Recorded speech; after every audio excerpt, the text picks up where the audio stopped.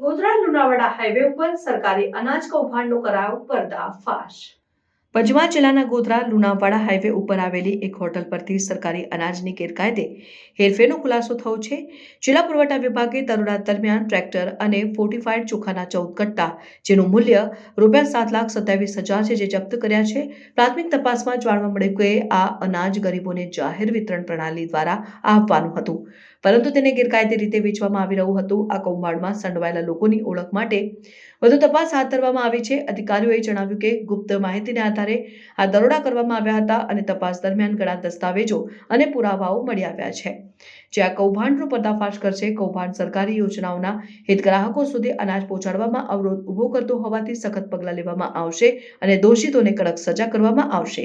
સ્થાનિક નાગરિકોએ આ કાર્યવાહી માટે અધિકારીઓની પ્રશંસા કરી છે અને આવી ગેરકાયદે પ્રવૃત્તિઓ રોકવા માટે વધુ પગલાં લેવાની માંગ કરી છે। 3 ટ્રકમાંથી 3 કટ્ટા છે ફોર્ટિફાઈડ ચોખાના વધુ નીકળેલા છે, એટલે એમ મળીને કુલ 9 કટ્ટા છે વધારે નીકળેલા છે। આ 9 કટ્ટા ફોર્ટિફાઈડ ચોખાના તેમજ 4 ટ્રક એમ મળીને કુલ 52,17,550નો મુદ્દામાલ છે જપ્ત કરી અને આગળની કાર્યવાહી હાથ ધરવામાં આવેલ છે। તેમાં કટ્ટા ઓછા દર્શાવેલા છે, જ્યારે વાસ્તવિક ગણતરી કરતા છે એ કટ્ટા વધારે નીકળેલા છે। એટલે હાલ કઈ મોડસ ઓપરેન્ડી ઉપર આ બધું જે થઈ રહ્યું છે એની હાલ અમારી તપાસ ચાલુમાં છે।